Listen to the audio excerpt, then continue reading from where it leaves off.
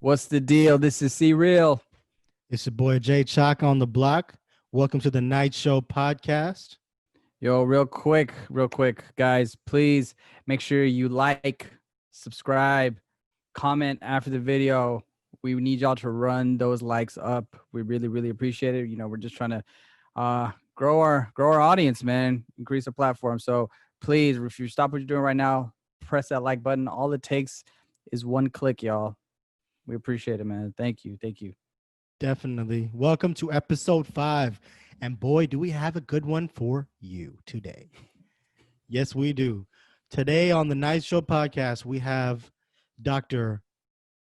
Curtis Okpara and Dr. Alphonsus Ugo Okpara here to discuss the current political climate, tell us a little bit about themselves, give us some background info, and share with us what their thoughts are with everything that's going on recently with the recent death of George Floyd and all the political protests and all the Black Lives Matter movement.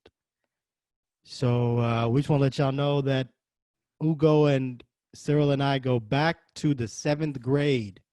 Way back, bro. Ugo and I go back to elementary for sure. But yeah, man, we go way back, bro. Way too long. Yeah. We old now. You've been to school with him a little bit longer. I met him in middle school, and we became really tight. We were in choir together. We became brothers. When my dad passed away, he was a good friend of mine, and they were always there for me. And we always hung out. We hung out a lot. Slept over each other's houses. You know, went to the mall together. We did everything together. You know what I mean? So we go way back. Freestyling in the car together. You know what I'm saying? Facts, bro. All kinds of history there, man. So we're gonna show y'all how far we go back right here. We're gonna play this. I don't even think they're ready for this, bro. Ready for this, man. This is where the J Chalk on the block and what's the DLC real popped off. You know what I'm saying? This is all right. Right here. So let us play this clip for you real quick. Got me? Yeah. Check it. Let your boys know. I'm from the West, I throw it up, got an S on my chest. You know I'm number one, baby, I'm the best. Put it on the red, G-R-A-V-E. It's a yard, baby, stay away from me. You know I'm saying I'm the best. If you don't know what I mean. I keep it up to the top, baby, you know what I mean. Check it one more time and I'm back at it. Got these boys running back like they was some crack addicts. I'm back with it, back so strong, I'm back coming. It's that boy Cyril, hell yeah, I packed some. Got the heat in the back pocket. Big like a rocket, it's the boy Cyril come through. I'ma sock it, what's the deal? Diamonds in the grill. It's the boy Cyril and I'm slinging wood weed. With the hottest flames, I got to come and go. You know J Chalk, I feed you damn. Coming through the hood, I got my damn chain. Yo, I was getting. So as y'all can see, y'all caught that clip of me, Ugo, and Cyril. That's how far we go back. Freestyling in the car, back at Kroger parking lots. That's where we come from, you know. So for real. In my mom's Lexus. So we got our boys here, Dr. Alphonsus Okpara and Dr. Curtis Okpara. So go ahead, guys. Tell us a little bit about yourself. Give us a little background. Dr. Ugo Okpara, the floor is yours, man. Josh and Cheryl, appreciate it for having us, man. It's an honor. As y'all said, my name is Dr. Alphonsus Ugo Okpara. I'm a Nigerian born here in America, first generation. I'm the third born. I'm the youngest boy. I have a little sister, 2 older brothers. Went to Dulles High School, played ball. But then went to Boston College, played ball over there. Ended up going to law school over there in Florida Coastal School of Law in Jacksonville, Florida. After that, brought my talents back to Houston, Texas, where I knew I was going to reside with the family, you know, my foundation. My dynasty was going to start here. So, and that's why I've been. I'm practicing law at Law Office of Bryan and Fagan, family law. Man, it's a beautiful thing. God's good. It's a pleasure to be here. Appreciate it, guys. I appreciate you, man. Appreciate you for being here. Sure. Curtis? And for myself, name is Dr. Curtis. Middle name is Ndubisi Okpara. I am the elder of Dr. Alphonsus Ugo Okpara, who is actually on now as well. As he just stated, born and raised here in Houston, Texas, first generation Nigerian. I went to I went to Baylor for college, where I played ball at, just like my brother did at Boston College. Then I went to the Caribbeans, actually, in Dominica, where I did my first 2 years of basic studies out there. Then I came back to the States and did my clinicals in Miami, DC, and New York, before coming back to Texas to do my training at University of Texas Tyler program. And then now I'm back in Houston, where I currently work as a internal medicine hospitalist at a big, well-known hospital here. Okay, cool. Awesome, man. Very accomplished. Go. What position did you play? And Curtis, what position did you play when y'all played ball in college? Oh man, we actually played the same position, man. I took after my two Damn. brothers. Played cornerback, man. Cornerback. Okay. Yeah. Nice. Who was better? Go ahead, tell them the truth, Curtis. You want me to tell them the truth? Ain't nothing but the truth, right, Mr. Lawyer? Nothing but the truth. So we can't trust that. So we know it's just like Jordan and his kid. Jordan will always be great, and his kids will never amount to that. That's kind of how that sets here. You know what I mean? So that's just let me just leave it at that, and we can kind of move on. I mean, Damn. Okay. I see y'all. So you guys mentioned that y'all are Nigerian, right? So how is it like growing up in a Nigerian household in America, Curtis? it was very eventful and interesting, to say the least, man. If you don't know, it's just like Indians and Nigerians, we all have the same beliefs and values. So our parents, since they came from Nigeria here, were very, very strict about certain things because they came here for a reason. You know what I mean? They came here to raise a family and make sure that their kids succeeded. But in doing so, obviously they were very strict. And with me being the elder, obviously I took a huge blunt of the fork that came with it. You know what I mean? I was a guinea pig of the family. And so it was definitely a blessing, and we wouldn't change anything about it. But it was definitely rough because of the, curfews, 8, 9 o'clock when everybody's trying to leave at 8, 9 o'clock to go out. You know what I mean? Not being able to sleep over at a friend's house and this, that, and the third. If you don't have an A or B, you couldn't play football. If you couldn't have A, forget a B. If you couldn't get an A, there was no ball. You know what I mean? So it was definitely a strict lifestyle, but I mean, look where we're at now. You know what I mean? Yeah. Sounds like a lot of structure, man. Sounds like a lot of discipline and structure. You know what I mean? Which is what a household needs, right? So it's exactly. You're right. But like that, like you were saying, man, Indian people and Nigerian people, bro, we're so alike, man. Like it's all about, school, family, and like it's really like you see there's so many similarities between the two. And I think that's just like kind of like that the immigrant mindset, right? Just come to America for a reason, right? Us to better ourselves and our family, right? So take shit over, What's that? Just take shit over. Yeah, exactly.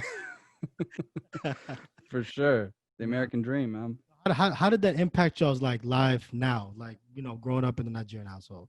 Ugo, so like what do you feel like how did it shape you in becoming the person you are today? Man, that it was tough, man. It's like you said, our parents came over here for a reason, and it wasn't to mess around and jack around and do, and waste what they spent to get here. So it was tough. It was the standards were high. I have 2 older brothers. We always you will not, or I will not be the reason everybody looking at look this guy ain't making everybody else succeed. No, you compete. You keep grinding. You're persistent. You're dedicated. You're motivated. You see people before you do it. Right. Yeah. Especially since you got both of your brothers are doctors, right? Exactly. So you can't be the one to fuck it up. God knew it was going to happen with me, man. Wait, so your parents, they're pharmacists, right? If I remember correctly. Yes, but they both got DRs in front of their names, though. Okay, both got DRs, and then Curtis and Clayton are doctors. You're a lawyer, and then your sister is a nurse, right? Nurse practitioner. So everybody just for real, bro. So my dad is actually the pharmacist. My mom is a nurse, and she has her PhD in nurse administration. So she's of a different field, but all in the medical field nonetheless. Right. Yeah, I remember that. So nobody's in pharmacy? I don't know why I thought somebody was in pharmacy. No, my dad is. So my dad is, but my mom is in nursing. Okay, gotcha. Okay, cool. So you guys also mentioned that you guys both played D1 football, right? So do you think that discipline from playing collegiate sports, because I know it's pretty rigorous, right? Like, do you think that discipline carried over to your professional careers? Man, no doubt. That mindset, it's the same mindset. You don't like to lose.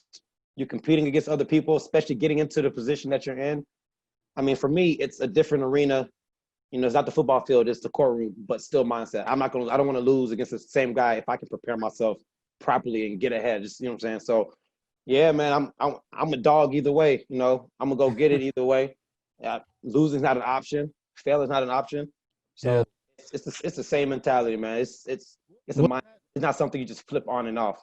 Right. How was that like lifestyle? Was it like wake up at a certain time, morning practices, evening practices, study at this time? Like, did you have to have that structure, like that discipline in college too, to make it work? Or literally how it was at Baylor. I mean, it was, it's pretty much whether you're at Baylor, Boston College, across the country, D1, D2, it don't really matter. It's all the same in terms of not just what my brother said, but it is also on top of the time management. You know what I mean? They teach you time management. They teach you how to prioritize things, school, this, that, and the third, because you take those same lessons and all that stuff that they taught you, and you apply that to the rest of your life. But I mean, during college, man, it was a full-time job. You probably heard it before. It is a full-time job and then some, like overtime.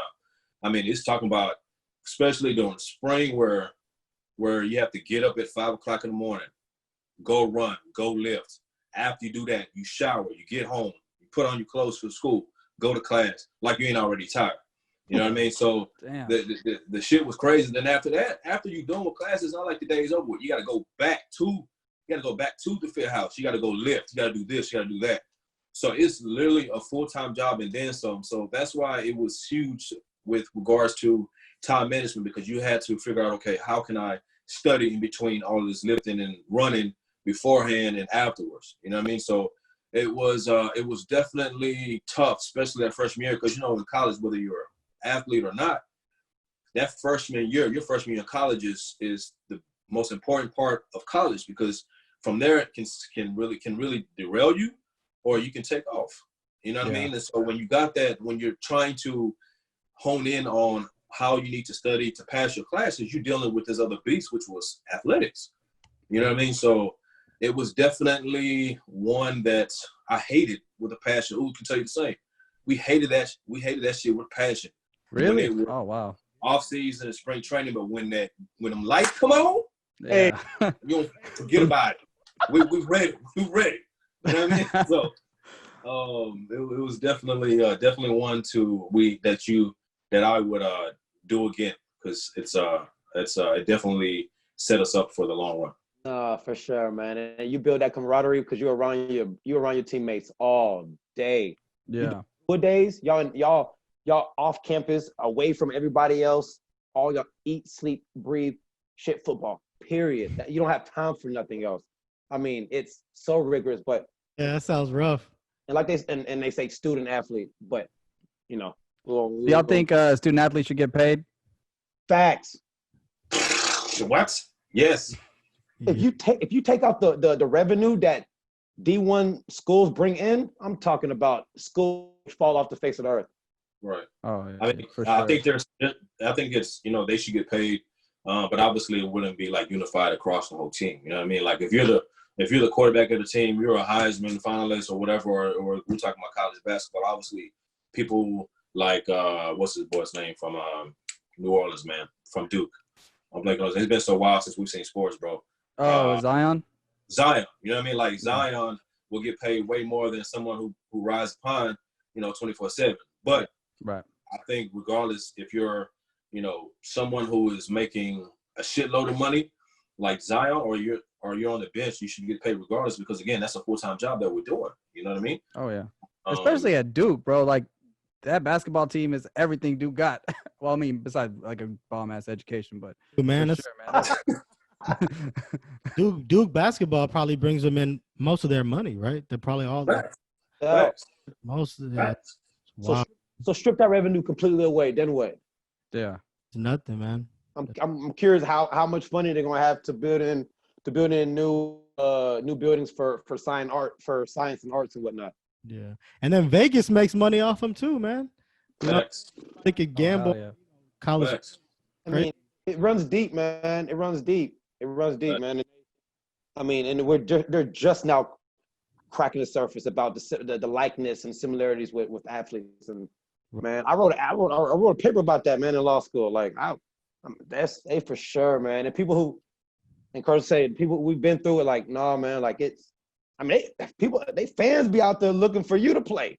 I mean, that's Yeah. that's probably why these guys be taking, you know, like the stars and the table and stuff, you know, the free cars, whatever they get, because and you hear all the stories about it.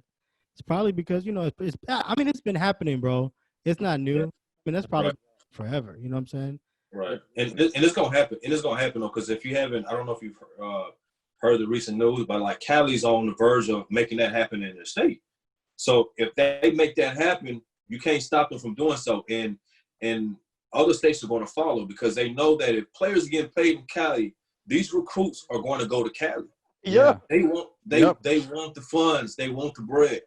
You know what I mean? So Cali do it, then I mean shit, every state will do it because they don't want Cali to have the upper hand and take all the 5-star, 4-star, 3-star athletes. You know what I mean?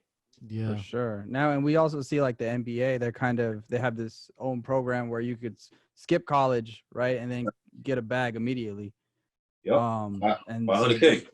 Yeah, $500,000, man. So you see like the top, I think the number 1 or number 2 player from this graduating class, he said, "Fuck it, I'm not going to go to college. I'm going to get this money." You know what I'm saying? So you're going to see more and more of that for sure. What is that league? What is that called again? G League. G League. Yeah. Yeah, that's right. the G That's League. right. Man, you're right though, man. I haven't talked about watched sports in a minute, man. Like ESPN is running out of stuff to talk about. Bro, they They got watch Remember the Titans. bro, they got us watching NBA 2K of 2 players playing, bro. Like that's where we at right now. Like, you turn on ESPN on a weekend and you will see like 2 scrubs on the bench of like Chicago Bulls and like Minnesota Timberwolves, and they playing NBA 2K for us to watch on TV. Like that's where we at right now. You know what I mean? It's unfortunate, man. But basketball coming back. I think they agreed on something earlier today, if I'm not mistaken. Yeah, man. They're going to be playing at Disney World. July 31st. Yeah, man. I can get, man. Yep.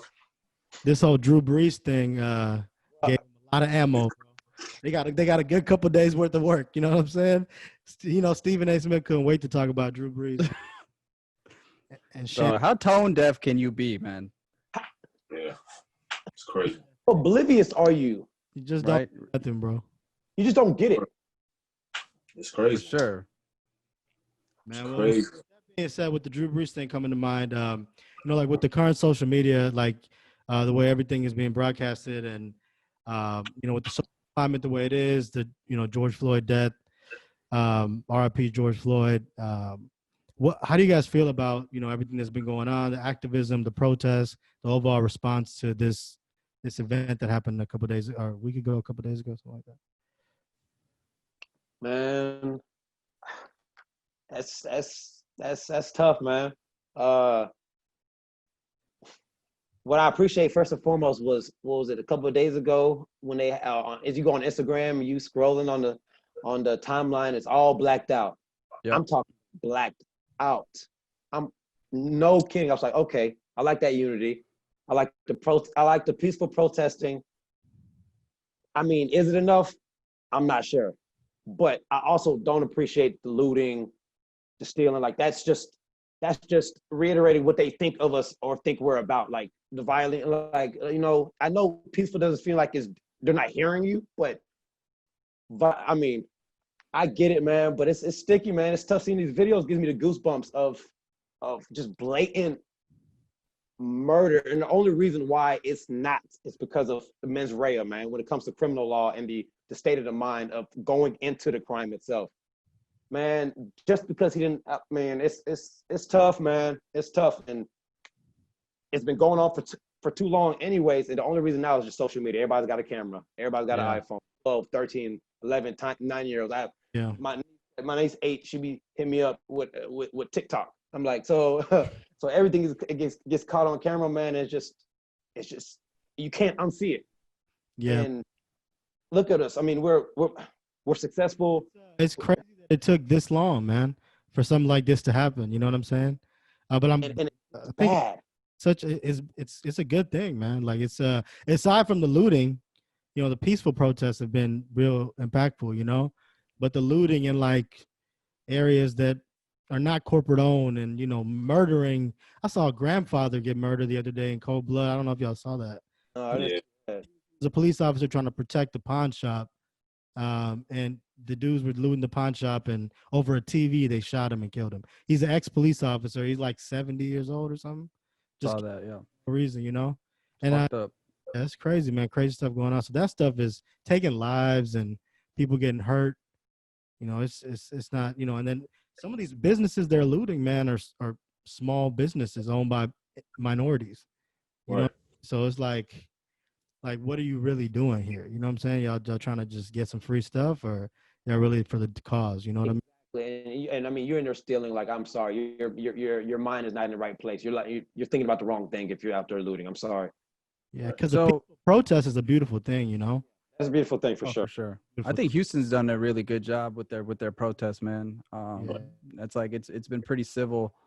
Haven't seen anything too crazy. I think I saw that police car get bashed in like the first day, but the cops are literally right there and they didn't do shit. You know what I'm saying? So like they know what's about to happen. But you know, I think overall Houston's done a pretty good job. But we see some crazy shit all over the US, man. Like cars on fire, like shit is wild, man, on some like apocalyptic shit, you know? Yeah, And that's what it feels like. Yeah, for real. But what do y'all feel about like, all these bricks and like that have been randomly showing up in front of businesses? Like, you know, I don't know if y'all seen that or not, but like there's been like just random stacks of bricks that have been set up in random areas throughout the city. Did y'all see that? No, I haven't seen that. Yeah, that's a big thing, man. Like there's people like taking videos of like just stacks of bricks in random parts of the city all over. And people are like, there's no construction going on over here. Why is there bricks here? You know what I'm saying? So it's almost like somebody setting it up for a riot type thing, you know? So it's like Oh, I see. I got you. I see what you mean. I see what you mean. we're reporting that, man. So it's crazy. And there was like one video where it's like in front of a strip center and it's like 6 like caged things just full of rocks. Just full of rocks, like 6 of I them. didn't see that shit. yeah, it's like they want to use it to start breaking windows and start looting. Yeah, you know what I'm saying? Like it's not the peaceful protesters. You know what I'm saying? So it's like the government, you know, some conspiracy. Yeah, like who put that shit there, right? Who's doing that, man? That's crazy, you know?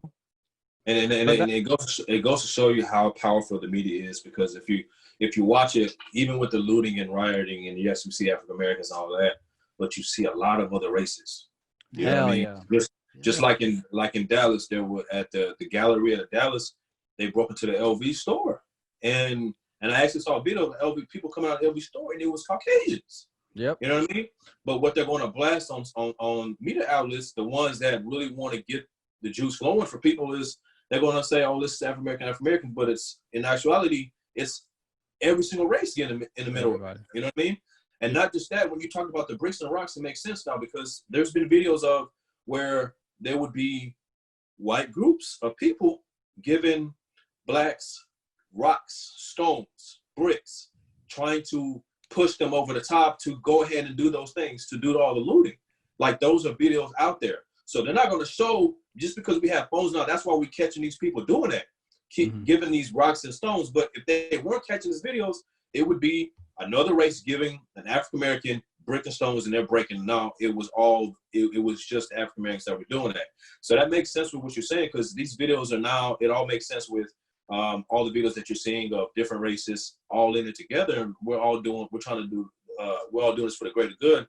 But you do see other races going the other way with the negative energy that they're feeding the blacks, because we're in so much anger right now with what has happened, not just to George Floyd, but also with Ahmaud Arbery. You know what I mean? So it's definitely a trying time, one that we, if you go back 50 years from now and you ask them, would you expect to see this in 50 years in 2020 with MLK and everybody on all of them did, they would say, hell no. They would say, we did all this so that y'all didn't have to worry about that in 2020. Now it feels like we're back in like 1950s, you know what I mean? Like 1960s. Facts. So it's crazy to see what we're doing. But when we get 20 years from now, when we have our kids, anytime we talk about 2020, we're gonna pull up. We're gonna grab that bottle, we're gonna grab that glass of Hennessy, and we're gonna drink it down and tell our kids what's happening, because it's gonna take a long time, man. A long time. This whole year has been a ride, man. I mean, it's just been a whole just roller coaster of events. It's just coming back to back to back. How's everything with the coronavirus and stuff? I know you're you're being a doctor and everything. How's that situation looking like where you work at? Well, let me say before the coronavirus, just like how you brought up those events, you know what's crazy? This weekend, it's supposed to be a tropical storm, and we're in the month of June. Yeah, I know. The tropical storm coming this way. Like, we ain't never seen no tropical storm in the month of June. That's usually in the fall. So it's just crazy how 2020 is happening. But anyways, coronavirus, man, has been that's definitely been the new normal now in terms of how we move around, how we act, and how we socialize and things like that. It gets you thinking differently. And so in a hospital setting, it's definitely been eye-opening. For me personally, I've never been the person that just talked to everybody in general, so it didn't really faze me none to just keep it moving, 6 feet, keep it moving. I've always been that way. But seeing, just the hospital empty but full at the same time, because now you got people coming with chest pain and coming with all these symptoms, not showing up. They're not even showing up to the hospital. So, and it's just nothing. It's just flooding with patients with concerns for COVID. You know what I mean? Just a little bit of diarrhea. They in the ER, COVID. Mm-hmm. You know what I mean? And so you're on high alert. You're on your P's and Q's. You're walking on your tippy toes, touching everything with gloves, and you got your mask on. I mean, it was definitely tough, because a lot of us have people to go home to. We got pregnant wives, we got kids, and all of that. So you're trying to do everything in you humanly possible to make sure that you stay safe, because you don't want to bring that stuff home. And people who do all of that still bring stuff home. You know what I mean? So to see what we've seen in Texas has been crazy. But that's just like the tip of the iceberg compared to what they got going on in New York and New Jersey and Michigan and all of that. Right. And so, I mean, it's gotten better now, and we're definitely happy to see that things are declining. But with the economy opening up, around Memorial Day weekend, we saw a spike, right? Yeah, and I mean, they've already seen spikes in some parts of the South. I'm thinking around the Alabama, Arkansas, Mississippi side. Oh yeah, they definitely don't give a fuck. Yeah, nah, clearly they don't. But in the next couple of weeks, I mean, even in Houston, though, that same thing that was going on in Thursday is going to happen here, because if you've seen videos of places like Seaside and these clubs that are shoulder to shoulder, no mask, smoking, passing hookah around, and the whole 9 yards. Yeah. And so, usually we'll start seeing people 14 days from when they socialize. So I would say probably by next weekend, we should have a real good idea if we see that second wave of COVID patients. You know what I mean? Yeah, especially with all the protests and stuff, right? Yeah, I saw people hella close to each other. That's what in my head. I'm like, how the people just forgot about coronavirus, man. Like, everybody just I guess we got bigger problems now, man. Dog, you got shit on top of more shit. Yeah. Yeah. Thanks. Yeah. That's true though, man. Definitely, bro. Yeah, just everybody on top of everybody, So man, so what was it like for you guys, man, growing up, like, in America, with the Nigerian background and everything? Like, did you guys face racism like in your childhood, and then like what about in your adult life and career life? Have you guys gone through anything like that? Why are you laughing? Because how many times the boys used to call us African booty scratchers, man? Come on, making click, click, click, click, click noises. Dude, just mad disrespectful, man. And they, and now they riding, but we won't get on that. But grown up, yeah, man. But where I really faced that was in Boston College. Yeah. Having tats, being in a nice car, and playing football at BC, and they're thinking, oh, I'm talking about they had no regard for my existence. They look at me like this. Yeah. Be a rapper or a ball player, Right. And that's where I faced it most was in college. I don't really get in the workplace, luckily, because luckily I don't get it there. Curtis a little different story. Hey, I want to know, what do you think that look is? When you get that look, being African American, what does that make you feel like? What do you think that look is like? Because to me, I think that's intimidation. You know what I'm saying? Like, that's what I would conceive it as. You know what I'm saying? Like, the way, if you you know, that look that you get. But how do you see it? Like confusion, or like, what do you think? Like, And I think intimidation is part of it, but also like, who does he think he is to be where I'm at now?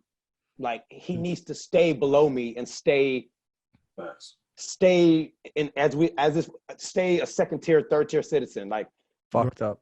we aren't allowed to have nice things or to excel above not only our own race but others as well, if we so choose, as if we're not capable of just as much as they are. So I guess, and that's probably, and also they're intimidated, like, wow, these people have been kept down for so long. Here we come, here we are, you know. Yeah. And y'all know y'all feel the same. And so it's empowering at the same time. That's why I just turn away. I keep my composure. You know, I'm like, you're not gonna get me enraged and have me act out on you. Like, see, I told you. Right. There you go. There you go. Get act out. No, man. So it's intimidation for sure, and they just trying to keep us down. Like, you shouldn't be here. Well, we here. Right. And we're strong too, right? Yeah, out there strong, bro. So yeah, man. So God's good, man. That's wild, man. What about you? I mean, I agree. I mean, I agree with Ugo a lot, man. I mean, that whole African booty scratcher, that right there. I mean, now we got it on the shirt because it was so prevalent back then, man. But it was even to the point for me, man. There was a time when I can get my yearbook right now and show you. In 5th grade, because of this African booty scratcher, man. I was a tough kid, but there's only so much that you can take. You know what I mean?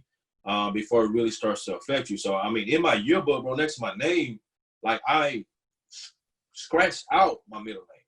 You know what I mean? Because they would talk about my middle name and call me this and that. And, like, I would just be furious and just scratch myself out. And so there I go, kind of like, not necessarily shaming my culture, but then I'm not embracing it. You feel what I'm saying? So it was definitely tough growing up with the whole African booty scratcher thing that kind of ran wild back then. But high school got it a little bit. College didn't necessarily get it as much. We got those looks, but no one would dare step up to you. You know what I mean? Because again, for us, we play sports, and so a lot of us, like Ugo told you, we would always be together. You know what I mean? So I mean, try to say something stupid to a bunch of black guys. That wasn't a smart move for you. You know what I mean? So you would get those looks, and you can tell that, you know, what they're thinking is what Ugo was telling you, but they actually never once, at least to me, popped off at the mouth and say nothing stupid that could have had their jaw broke. And they, you know what I mean? So that's what it was in college, but med school and residency, man, that's a different story altogether, man. So did anything happen specifically in regards to, like, when your professional career? Yeah, so I mean, medical school was not as bad, well, at least when I was in Dominica, because that part of Dominica was mainly black. So right. I never had to deal with it then. But when I came back to the States to do my clinicals in some of these hospitals, you would get that look, you know, like, who is this black guy coming in? Or are you coming to get my tray? Who calls security? Nah, motherfucker, I'm your doctor. You feel me? Like who calls? Yeah, exactly. Who calls security? You gonna come clean up? I just urinated. You gonna come clean me up? You know, like shit like that. And then on top of, you know, you're dealing with certain patients that are upset that they're about to get discharged and they want to, when they're not ready to, and they want to take it out on you, gonna call you a nigger this and nigger that. So, you know, I heard it a little bit in medical school, but when you get into residency, where I was in Longview, I love the people there in Longview, but Longview, if you don't know, Longview has an area where it's very country, and there's a lot of I mean, they'll tell you. I mean, anybody from Long will tell you there's racism everywhere. You know what I mean? Yeah. So, but but now with me moving from a student to a doctor, there was more responsibility for me. There was a lot more talking, seeing a lot of patients. And so I ran into that stuff a lot at the hospitals, man. Just I've dealt with people calling me the nigger word and things like that, but you've dealt with it so much in your life that you didn't let it bother you. You know what I mean? You just kind of like, okay, whatever, laugh it off, and actually kind of like chuckle in front of them just to kind of upset them, even infuriate them even more. You know what I mean? Because they feel like, because now they are seeing that they can't get underneath your skin. So for me personally, I kind of use that to my advantage of ways to turn it into a positive thing, so that themselves would get upset. You know what I mean? I'm just doing my job and smiling and that and third and say, have a good day, God loves you too, and walk out. You know what I mean? Now You gotta kill it with kindness, man. Yeah, exactly. They ready to flip hospital beds and shit in there. You know what I mean? So definitely racism and stereotypes was one to be held back, and definitely in residency, man, in med school. There's no two ways about that. Shit. That's Yeah, crazy. man. Yeah, that's definitely tough, dude. I have to confess, man, like when all this stuff like started happening, I guess I just never really looked at it like just different races, because we grew up with so many, like, I mean, Curtis, you, Ugo, y'all know Dove Country, right? That's where I grew up, right? So I forgot about Dove Country. Yeah, what'd you say? I forgot about Dove Country. Yeah, that's the squares were at. Yeah, that's where I grew up. So I mean, I had all my it was a Mexican and black neighborhood, bro. Those are my friends, you know what I'm saying? Since I was born. You know what I mean? You forgot Dove Country? Why are you laughing, bro? I said, because that's where the squares are at. We were poor. And you said, yeah, you agreed with it. So I said, okay, we can ride with it then. We were just, bro. Thank you, bro.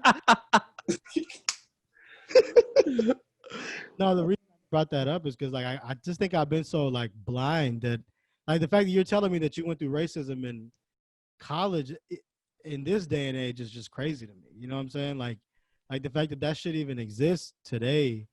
I guess I just never, I don't know. Like I've never really. It's probably because it doesn't happen to you as much, right? Like, yeah, and I just haven't seen it. You know what I'm saying? So like, and it's like, I mean, you hear because about. we live in like Sugar Land. It's like the most fucking diverse place in the whole entire fucking world, man. Like when I was living in Little Rock, Arkansas, bro, like they've never seen a fucking brown person, dude. So like I'd be when I'd go out, I'd be just making shit up. Like, so what are you? I'd be like, yeah, I'm half black, I half Dominican. just making shit up. I'm Guyanese. Definitely Guyanese. Hey, but no, on some real stuff though, man. I was trying to look for this picture. I saw it on Instagram, man, and I'm pretty sure if I'm looking at it correctly, it's saying that I was trying to get the numbers right. 246 years ago, American slavery, roughly. 89 years ago, segregation. Damn. 89 years ago? That's bro. Bro, that's not long ago, dog. No, it's not. Take your grandparent, you take two of your grandparents' lifespans together and go back that many years, or take all four of them and go back that many. No, that's nothing, man. It's nothing. It's nothing, dog. So when you look at it like that, it's like, and racism is generational. Oh yeah, for sure. I mean, you have kids in college are doing with the officer when he had the knee on oh yeah, I saw that, dude. What the fuck? All this protest and all this civil unrest, and you still have individuals who can make a challenge out of it's incredible. You got to think about the kind of mindset that those teenagers in to do that and to take pictures and then post it. I mean, that's garbage, bro. That's a highly disregard for human life. It's crazy, man. Yeah. No regards for human life, man. Yeah, for sure, man. All right, Just so we've seen so many African Americans like losing their lives over literally nothing, right? Ahmaud Arbery, George Floyd, Trayvon Martin. So, Ugo, what are some things African Americans can do to avoid putting their life at risk, man? Man, I have a couple things, but let me just say first and foremost, man, it's a shame that we even have to think about that. Yeah. Have to start. Let me think about how I'm acting outside because I don't want to give off the wrong impression and lose my life. Facts. That's unfortunate, man. And some people think like, why are you telling me what this? I shouldn't be changing anything. It's them that should be changing. Can't argue with that either. But I mean, but if you can help yourself, why not? You know, you out there jogging. I mean, it's and it's not foolproof, you know, but you know, making yourself look suspicious. And we all know what somebody looks like to be suspicious. You pace up and down around nowhere, your hands in your pockets.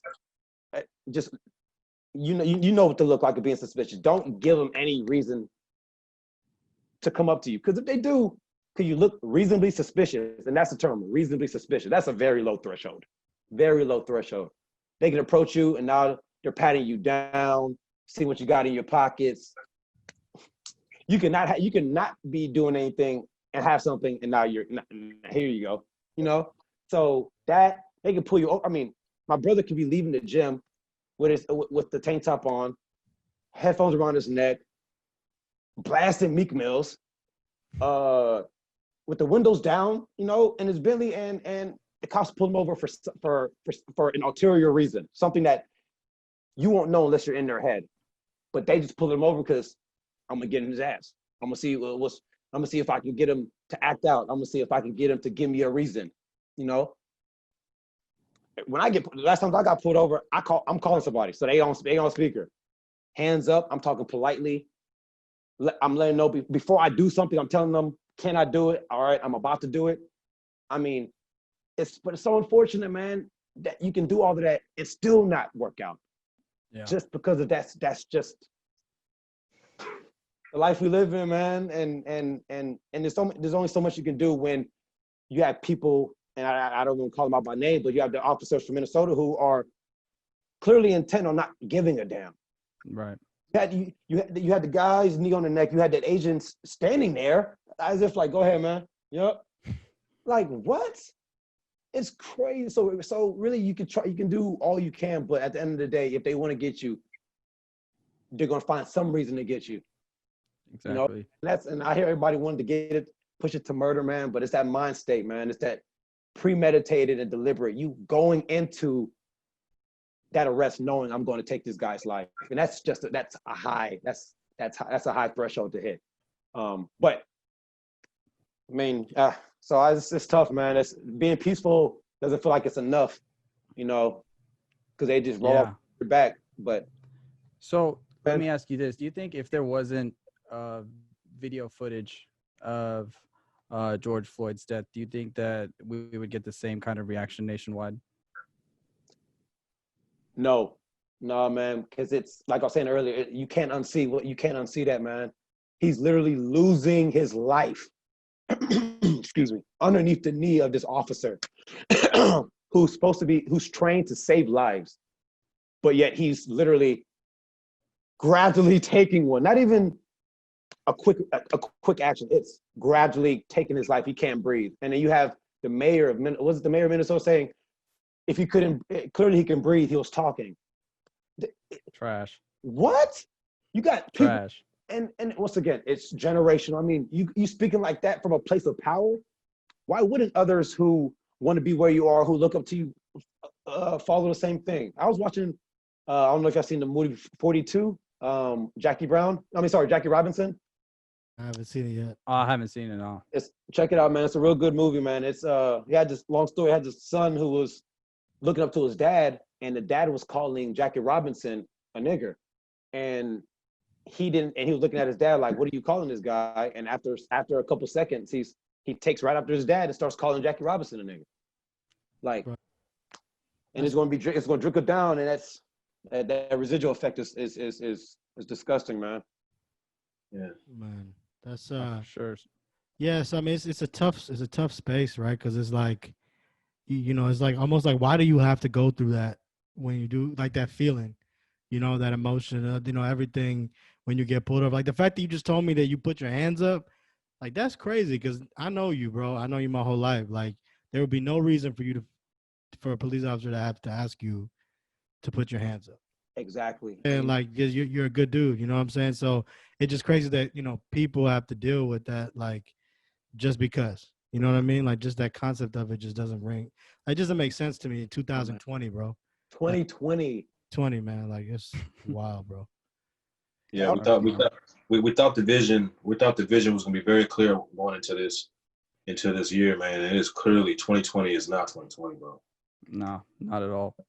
Vision 2020 is for shits, man. It ain't. It's really been real. It's real cloudy, real glaucoma-ish. Yeah. I don't know what's more of a pandemic, the corona or just protesting and this racism going on. Right. Shit, man, it's about the same, bro. Watching that video, bro, like, it's like how, like, I don't care who you are, what color anybody is, but like, how do you just, somebody is screaming, I can't breathe. Like, what is it? Your pride? Is it your ego? Is it the devil? Like, what is inside of you that just won't lift your knee up? I thought he was cuffed. You know what I'm saying? Like, I thought he's cuffed. Like, I'm so confused. Like, I don't understand. Like, what the? He showed no remorse, bro. No remorse. Just blank ass fucking face. Yeah, man. It's what is going on through your head? Exactly. That's what's great. That's unforgivable to me. You know what I'm saying? Like, you deserve whatever comes your way, and if you end up in jail, you're not gonna survive, bro. They're gonna eat you alive in that bitch. You know what I mean? Oh, facts. Jail, bro. You know what I'm saying? If he goes there, I think he's on suicide watch 24/7, bro. I think he's on suicide because, you know, they're afraid he's gonna kill himself. You know. So, let the media tell you that. You know what I mean? Let the media tell you that he's on suicide watch. But I bet you majority of people tell you that's not true. They just, the media want to spin it and say, hey, he's suicide watch, this, that, and the third. But I mean, he's sitting here thinking, well, I'm gonna get off somehow. It may not be first degree murder. I may get charged with third degree or something like that. And he's in his house chilling. You know what I mean? So I would be shocked if he is suicide watch. That's just the media telling you that shit so that we can feel somewhat. So some of us can feel somewhat, have some sympathy towards it. But fuck all that, man. that's true. Yeah, I didn't look at it that way. So yeah, that is true. Media does manipulate you. Yeah. Absolutely. You just believe what you see. That's true. I agree. So, you know, we've seen the protests, right? We've seen the blackout posts on Instagram. We've seen all these donations come through. Do you think these demonstrations have a significant progress in changing America's mindset of racism? Or like, what do you think are the next steps towards ending systemic racism? I mean, I think what we're doing so far, we've seen progress because you see these things happening in certain states, like for instance in Minnesota, how they cut ties with the whole police department. You know what I mean? You got public schools that are cutting ties with police departments. Not just there, but I think it was in Atlanta something happened, and they fired the cop off. The two students from Was it from Maryland? No. It was the Spelman kid and the other kid, and where they were in the car, and the police officer just came in and started tasing them. I don't know if y'all seen that video, but it went. Oh yeah, I did see that one. Yeah. I don't know where. It went crazy viral. It was a Spelman kid and a Morehouse kid, I think it was. They were in the car like right after curfew, just chilling. No rioting, no nothing. They trying to get home, and police officers tased them. And then that's when Atlanta like literally fired them out of the spot and charged them. Those are the things. Those are the things that we're seeing. Sorry, go ahead. No, I saw that. Okay, yeah. So those are things where we kind of start seeing the domino effect, where where mayors and governors are not having it anymore, and they're cutting ties with a lot of things. But I mean, we obviously that's just, you know, we're still at the tip of the iceberg, and there's so much that we got to do. But at least seeing that shows that we're going to make some progress. But again, at the end of the day, it's, you know, this racism, being racist is not, you weren't born with it, you were taught with it. You know what I mean? So until these people who have these higher platforms like the governor, mayors take a stand, where they can actually get into the minds of these, you know, these families that racism is just in their mind 24/7. Until they can do that, we're not gonna. I mean, we really won't get to where we really want to get to. But I do believe that that our country is doing things to make some progress. But it's just going to be something that's not going to happen overnight. It's not going to be something that happens over the next couple of years. It's going to be things that we're still going to be seeing when our kids are born. Yeah. You know what I mean? It's going to take forever, but we're hoping when we're dead and gone, that our kids, or maybe not our kids, but our grandkids, don't have to suffer through that shit. You know what I mean? Yeah, definitely. And unfortunately, it's aggression. You know, that's what's making it happen, and it's Right. long overdue. You know what I mean? It's like that. Like, all right, that's enough. Enough is enough.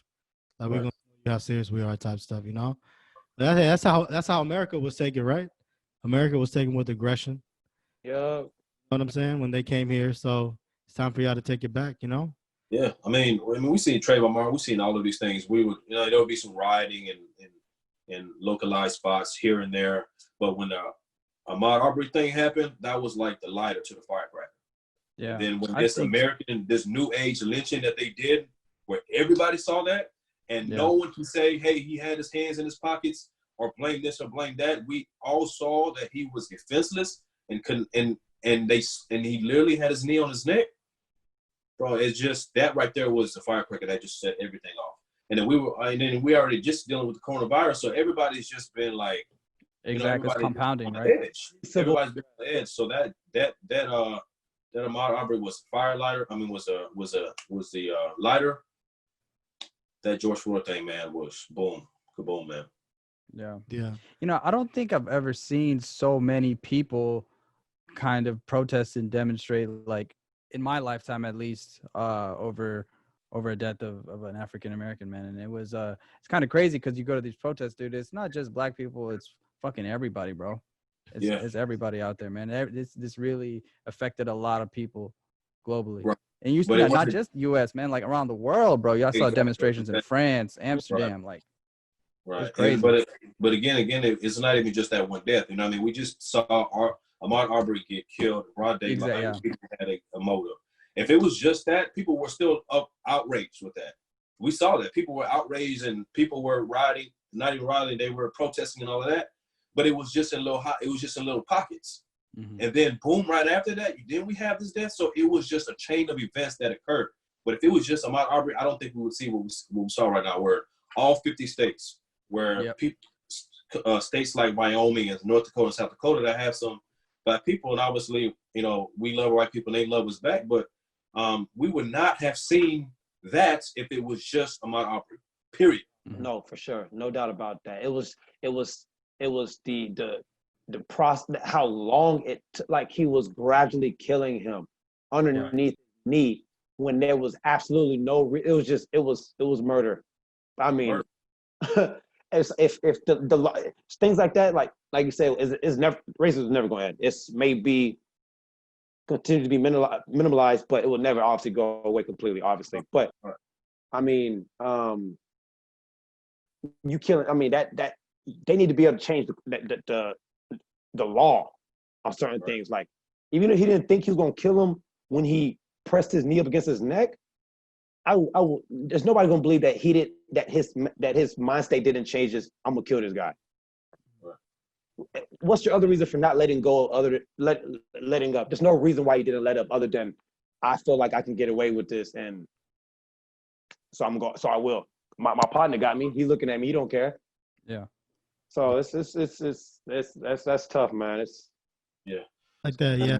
The whole thing was just like it's disgusting, bro. The whole thing was just heavy, man. Yeah. I mean, we were going to be mad regardless of what happened, but they could have saved face. That's how you knew the system was fucked, because they could have, all this, the rioting and all of that would have not even happened had they arrested these 4 cops immediately as soon as that shit happened. But when you drag this shit out and social media and everybody has to push, like we have to voice our issues for y'all to do that, that's when it became a problem.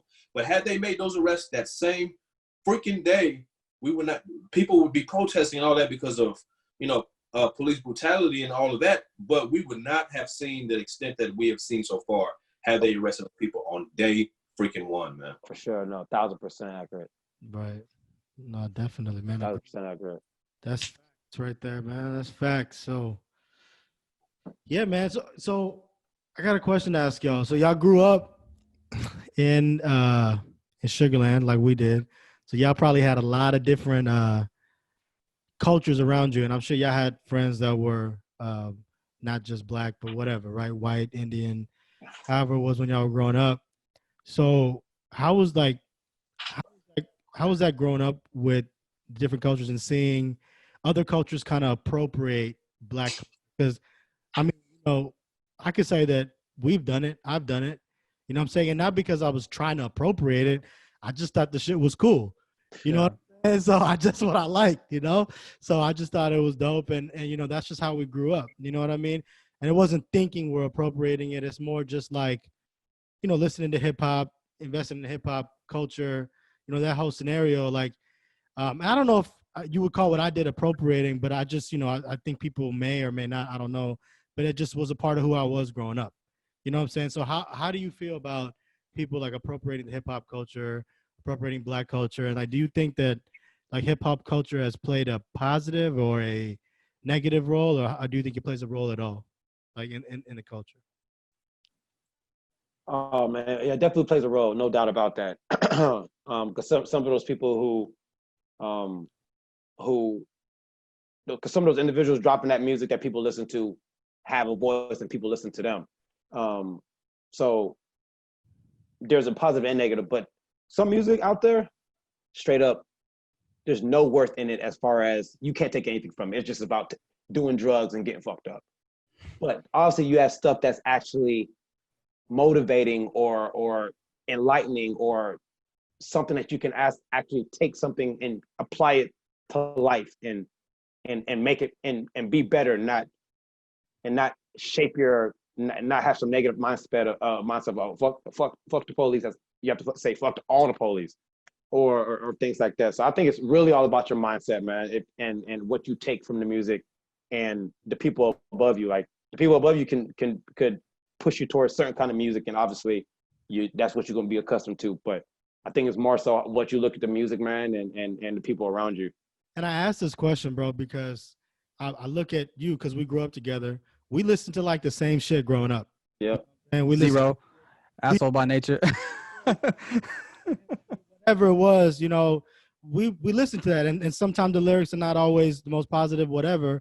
But I mean, I think looking at you, I mean, you turned out just fine. You know what I'm saying? And it didn't change you or who you became. It's just music. You know what I'm saying? So it's like two different things, So like the reason I asked was because I look at you guys and I'm like, no, I mean that's a stereotype in my opinion. You know what I'm saying? Because that doesn't necessarily define who you are, who you become. Well, for sure. And the Nigerian culture also keeps you in line too. Like, yeah, you want to exactly slap somebody sometimes, and we done, but you also want to get your education done. So we've been able to the line some, and but at the end of the day, we know it's in order to provide, you gotta obviously be in the right. You gotta educate yourself. Ain't nothing like that. We that's always stuck with us. Yeah. I also asked that because like being Indian, like I was saying, like we invested a lot into the black culture because that's what we grew up with, that's what we liked, that's what our interest was. But I also feel like Indian people, we didn't really have an identity, man. You know what I'm saying? So it's like in America, No one's like, bro, I want to be Indian. Or like, bro, I want to rock Indian clothes and shit, right? Like, you know what? Like, what am I like? What like? And not shitting on my culture, but just like Curtis mentioned earlier, it's kind of like you don't appreciate it till you get older. Sometimes, you know what I'm saying? And then it's like that was me for sure. And people didn't have that identity, So what are we supposed to like? Am I supposed to wear like a hijab and come to school and just like flex? Like I don't know, you know what I mean? Like so it just kind of why we attracted to that culture, you know what I'm saying? Because to me, yeah, we're all the same, right? It's very similar, for sure.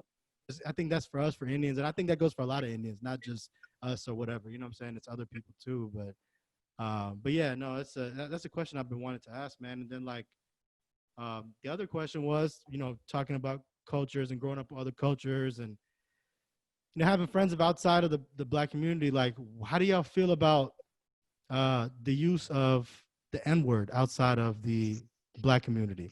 And I know that's a taboo subject, but I gotta ask it, bro, because I feel like we that cool, So I got get that inside info. I need to know. You know what I mean? So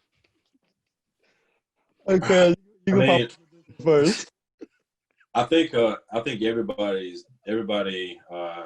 is different in terms of how they view this particular topic, because it's a very touchy topic. Yep. And so absolutely. me personally, and who I grew up with, different cultures and ethnic backgrounds, and so on and so forth. I didn't really get that hearing the N word. You know what I mean? I didn't really hear from other races like that, because fortunately for myself, there was a respect factor. You know what I mean? Like there was this like let me not. I don't know what y'all go through. I'm not, even though we kind of use the N word, but with the A at the end, even though we use it it feels like we use it all the time. That it was still like this respect factor. Like, okay, I am not black, so let me not say that. But I've heard of you've seen videos, and I've heard other people say it to other people, and I always think to myself, how would I react? Well, I don't know until I put myself in a situation. I haven't really had that experience. I haven't really had to deal with that, and so. But I don't know, man. It's a very touchy subject. If someone were to tell me that, it depends on how close we are, and how often you throwing the N word. If you're throwing it every once in a blue moon because you got caught in a moment, or we talk about a movie or something, I'm cool with it. You know what I mean? But if you throw N words left and right, if you throwing N words left and right, you got to see the outside. You know what I mean? Like we gonna squabble. You know what I mean? Like boys gonna squabble. But yeah, man, I prefer if you held a gun to my head and say, hey, would you prefer people to say that? Would you mind? At the end of the day, I'll probably say just leave it to us saying that, you know what I mean? And just leave it at that. But again, everybody's different. Everybody has their own opinions about it. And it's a touchy subject. So I don't think there's any right or wrong answer to it. Man, I ain't gonna lie. I've had a few white people say it in my presence, not to me, but saying outwardly, and I didn't take too kindly to that. Whether you did it with your other black friends or you know, that I didn't take kindly to that, man. So I was like, hey, just let them know, hey, chill on that. That's not something that that don't say that. Leave it at that, And the times I've said it, they've never said it again. It's not in my presence. Boys got scared, huh? Yeah, and then in Boston College, there was a dude who he didn't call me the N-word, but he used boy, and I took that the same offense. Oh yeah, cleaned up. So, and I mean, and that just goes back to the Uncle Tom stuff. It's a little different up there, but right. Okay. So I've had a lot of Caucasians say it in my presence in high school for sure. Yeah, Caucasians just saying it's like that's the. I don't care if it's a rap song. I feel you. Chill on that, boy. It don't gotta be said, bro. Eminem rapped and he never used that word. You know what I'm saying? So real. Hey, look at him. Boy's cold as fuck. I think you get by without dropping the M-bomb, man. For real. Bro, Facts. Fact.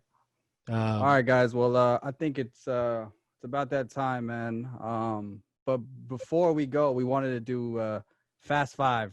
All right. So basically, we're gonna ask y'all 5 random questions. So Ugo, you can go first, and then Curtis, you can follow up. Right? Rapid fire, like boom, boom. Rapid fire. You can't think about it and shit. It just gotta be a dome. Okay, Ugo.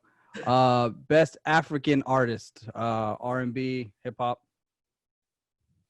Techno. Curtis. I agree, techno. Okay. Best Nigerian dish. Okra soup. Go pepper soup. All right. Best Houston rapper. Bro. Yeah, I was gonna go wrong. I was definitely gonna go wrong. All right. Best college football player you played against in college.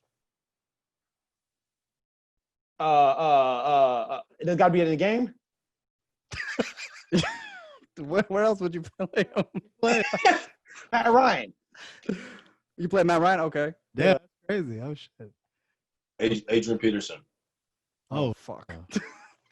Yeah, fuck is right. Fuck is right. All right. the GOAT. Money or respect?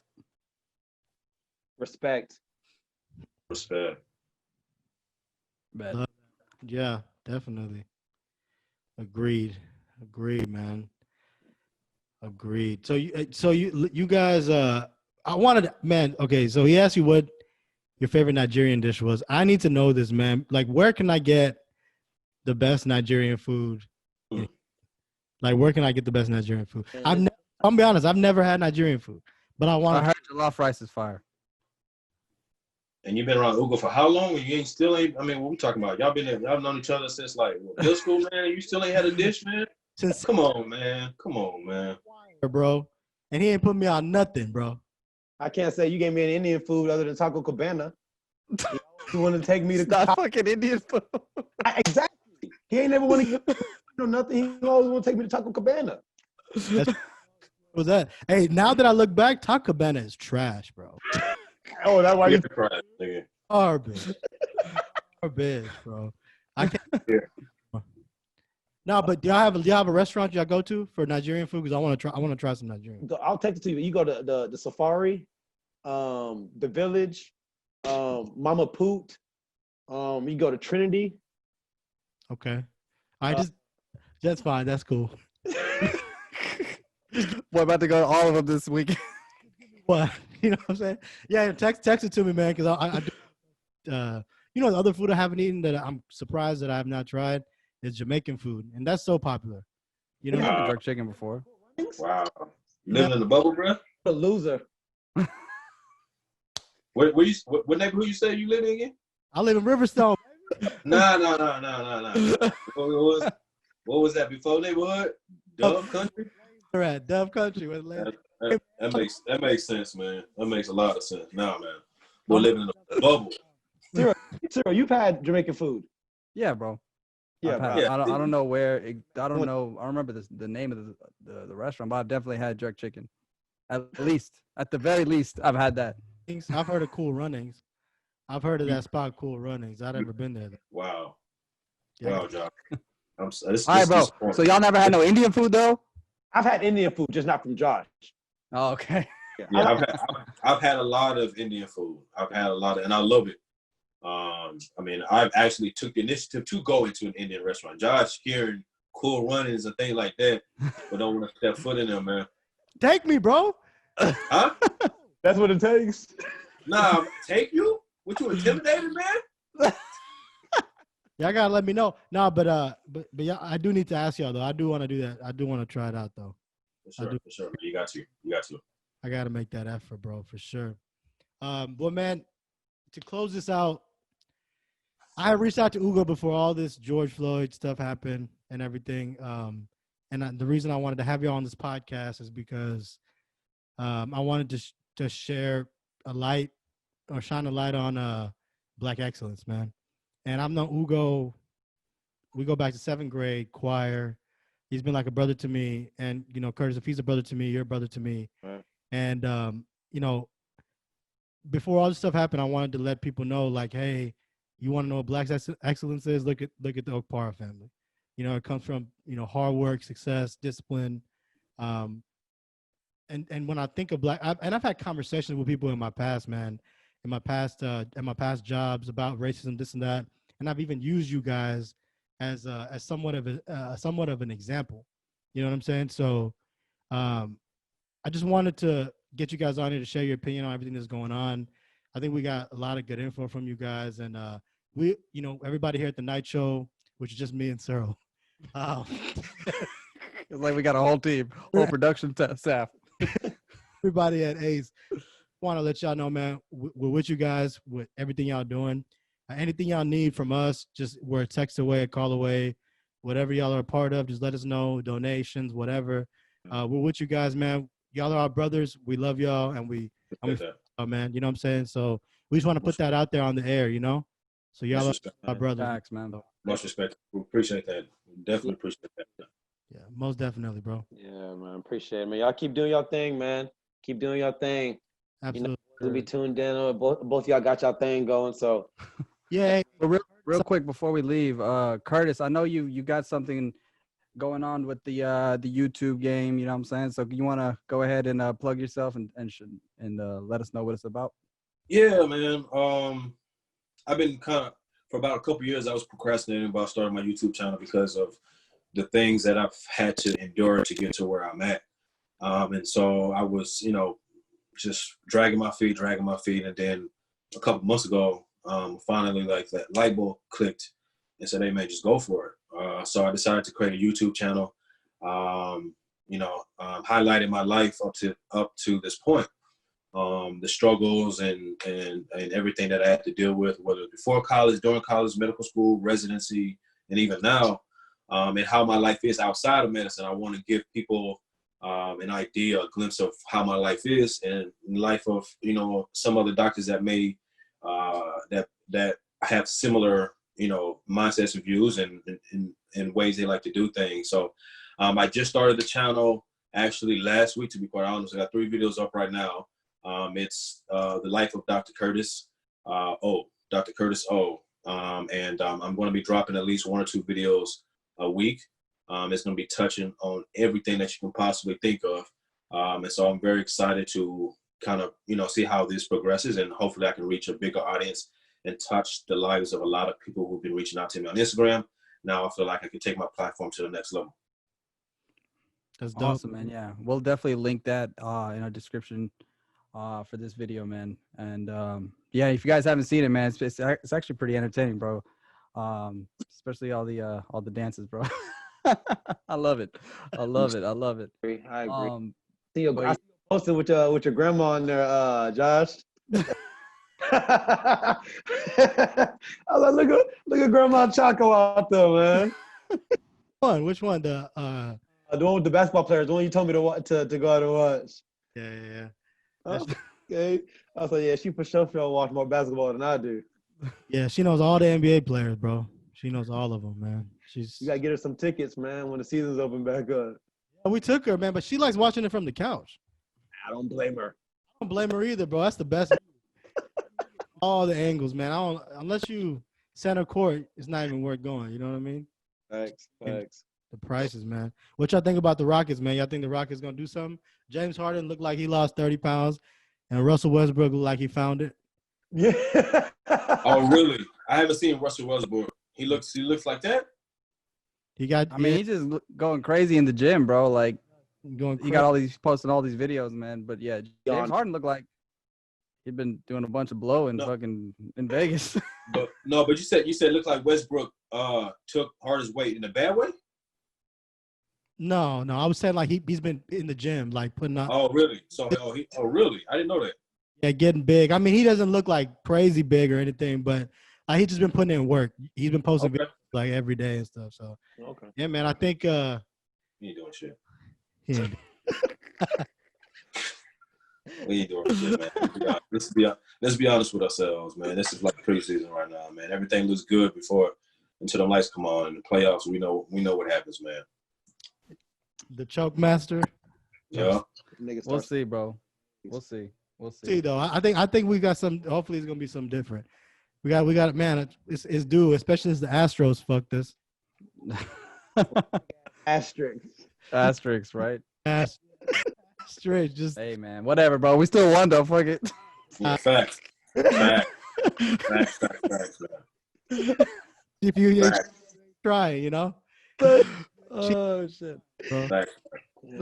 Man. So all right, guys. Well, we're gonna wrap it up here. Please make sure you drop a comment, like, subscribe, share, man. We really, really appreciate it. So yeah, this is C Real signing off.